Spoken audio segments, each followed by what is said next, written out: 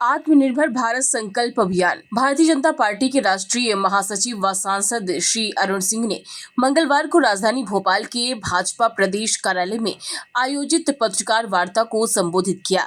इस अवसर पर भारतीय जनता पार्टी के प्रदेश अध्यक्ष व विधायक श्री हेमंत खंडेलवाल, प्रदेश उपाध्यक्ष श्रीमती सीमा सिंह जादौन, प्रदेश महामंत्री व आत्मनिर्भर भारत संकल्प अभियान के प्रदेश संयोजक रणवीर सिंह रावत, प्रदेश मंत्री राजेश पांडे, प्रदेश कोषाध्यक्ष अखिलेश जैन, प्रदेश मीडिया प्रभारी आशीष उषा अग्रवाल एवं आईटी सेल के प्रदेश सह संयोजक श्री पवन दुबे उपस्थित रहे। अभिनंदन करना चाहिए। 34 गुना डिफेंस एक्सपोर्ट बढ़ गया और डिफेंस एक्सपोर्ट अभी धीरे धीरे करके और डिफेंस कॉरिडोर के बाद भारत और मजबूत होगा। मित्रों, एक चीज और आपको कहना था, कैसे भारत आत्मनिर्भर बनेगा। जो टीवी में चिप लगती है, टेलीविजन में, कंप्यूटर में चिप लगती है, मोबाइल में चिप लगती है, गाड़ी में चिप लगती है। कोई कल्पना कर सकता था देश की आजादी के बाद कांग्रेस ने शासन किया, ये कभी सोचा नहीं, कभी क्रियान्वयन नहीं किया कि सेमीकंडक्टर की यूनिट भारत में लगनी चाहिए। जो चिप मोबाइल 200 रुपए का अगर हार्डवेयर बेचेंगे, लेकिन 10,000 का चिप है। टीवी का अगर वैसे देखेंगे वजन तो 1,000 रुपए भी नहीं होगा, लेकिन चिप उसकी 15,000 की बिक रही है, 20,000 की, 25,000 की। तो बाहर के देश सबसे अधिक इनकी आमदनी चिप के माध्यम से आती थी, लेकिन सेमीकंडक्टर को लगाने के लिए बहुत बड़ी इन्वेस्टमेंट चाहिए। ये देश के प्रधानमंत्री नरेंद्र मोदी जी हैं, जिन पे उद्योगपति से लेकर के सभी का विश्वास और भरोसा है।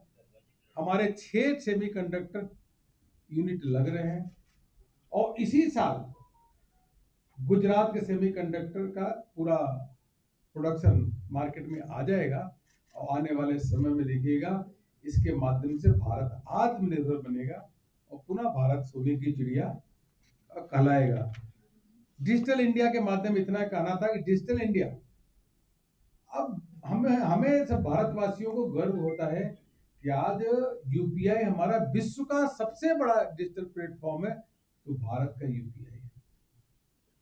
अनुसंधान के क्षेत्र में, रिसर्च के क्षेत्र में करोड़ों रुपए खर्च करके सरकार प्रोत्साहित कर रही है और उस क्षेत्र में हम बहुत आगे बढ़े हैं, यही मुझे आपसे कहना था। और यहाँ पे मध्य प्रदेश में माननीय मुख्यमंत्री जी के नेतृत्व में जो भावांतर योजना है, बहुत अच्छी योजना, किसान के लिए बहुत हितकारी है। मुख्यमंत्री जी का इसके लिए, इस योजना के लिए और हृदय से अभिनंदन करते हैं। और जिस प्रकार से मध्य प्रदेश इन्वेस्टमेंट का सेंटर बन चुका है, 30 लाख करोड़ का एमओयू, 23 लाख लोगों को रोजगार मिलेगा। सांची जो दूध है यहाँ का बहुत फेमस है, उसको भी पूरे देश भर में उसका अच्छी तरीके से टाई अप करा के उसकी पहचान दिलाने का काम कर रहे हैं। और मध्य प्रदेश में यही कर सकता हूँ, विशेष रूप से बहुत तेज गति से आगे विकास के क्षेत्र में बढ़ रहा है और महालोक की तर्ज पे 11 नए सांस्कृतिक लोक केंद्र ऐसे बनाए जा रहे हैं। इसलिए डबल इंजन की सरकार बहुत बढ़िया चल रही है और इसके लिए अभिनंदन हमारे प्रदेश अध्यक्ष जी। और उसी का अगर हम देखें तो नतीजा देखें तो नर्मदा विकास पथ, मालवा विकास पथ, विंध्य विकास पथ, मध्य और बुंदेलखंड विकास पथ, यह सब प्रधानमंत्री मोदी जी की देन है। और भारत माला परियोजना 5,000 करोड़ रुपए का 299 kilometre Chambal expressway, 676 kilometre Vindhya expressway, 906 kilometre Narmada expressway, Omkareshwar में विश्व का सबसे बड़ा फ्लोटिंग जो कहिए सोलर प्लांट लग रहा है, भोपाल इंदौर में मेट्रो, उसी के साथ साथ इंदौर में 35 मंजिला स्टार्टअप पार्क जो युवाओं के लिए प्रोत्साहन देने के लिए बन रहा है 22 एकड़ में। धार में मेगा टेक्सटाइल पार्क का बन रहा है, जहां से हमारे कपास और रेशम का बड़ी संख्या में एक्सपोर्ट होगा। 44,600 करोड़ रुपए का केन बेतवा सिंचाई परियोजना से लाखों किसानों को लाभ मिलेगा। इस प्रकार का जो इंफ्रास्ट्रक्चर बन रहा है, मैं कम ही गिनाया, मध्य प्रदेश की बात कर रहा हूं, तो ये डबल इंजन की सरकार है। एक तरफ प्रधानमंत्री मोदी जी दूसरी तरफ यहाँ पे हमारे प्रदेश के यशस्वी मुख्यमंत्री मोहन यादव। कोई कल्पना कर सकता था कि कांग्रेस के समय में यह सब काम कोई सोच भी नहीं सकता था, जो आज प्रधानमंत्री मोदी जी के नेतृत्व में हो रहा है। इसीलिए मैं कह रहा हूँ कि सबसे पहले इंफ्रास्ट्रक्चर हमारा मजबूत होगा, तभी हम आत्मनिर्भर भारत की संकल्पना को साकार कर सकते हैं। यह मोदी जी के नेतृत्व में हुआ है। और दूसरा, आपको ध्यान होगा, प्रधानमंत्री मोदी जी ने देशवासियों से आह्वान किया, digital India, startup India, stand up India और मेक इन इंडिया। वो पहले ही वो आह्वान किए कि मेक इन इंडिया, भारत में आकर के उद्योग लगाओ तो अच्छा है, हम आपका स्वागत करते हैं।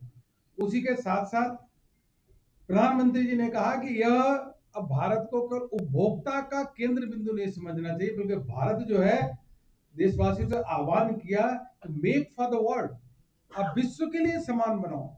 और उसी का नतीजा है कि आज जो हमारे यहाँ मोबाइल कंपनियां हैं, पहले हम मोबाइल इंपोर्ट करते थे, आज विश्व में सबसे अधिक दूसरे नंबर पे अगर मोबाइल का मैन्युफैक्चरिंग होती है तो भारत में होती है, और विश्व में मोबाइल के एक्सपोर्ट में तीसरा कोई देश है तो भारत है। कभी कोई कल्पना नहीं कर सकता था कि इस प्रकार की चीजें भारत में होगी। डिफेंस के क्षेत्र में जब पहले बुलेट प्रूफ जैकेट, गोला बारूद, राइफल सब कुछ बाहर से आता था, लेकिन प्रधानमंत्री मोदी जी की नीतियां, उन्होंने कहा नहीं, हम जो डिफेंस के इक्विपमेंट्स है, डिफेंस के कल पुर्जे हैं, उनको भारत में बनाएंगे। वो रिजर्व कर दिया कि नहीं, गोला बारूद, राइफल से लेकर के अनेकों हजारों वस्तुएं कि मेक इंडिया, भारत में बनाएंगे। मित्रों, आज देखते देखते यह स्थिति हो गई कि बुलेट प्रूफ जैकेट भी बना रहे हैं, राइफल भी बना रहे हैं, और तो और आकाश मिसाइल भी बना रहे हैं, ब्रह्मोस मिसाइल भी बना रहे हैं। और वही आकाश ब्रह्मोस मिसाइल जाकर के पाकिस्तान के धरती पे जाकर आतंकवादियों के ठिकाने भी ध्वस्त किया और पाकिस्तान के हवाई अड्डों को भी तबाह किया। पूरा विश्व भारत से डिफेंस का जो इक्विपमेंट है वो मांग कर रहा है। हमारे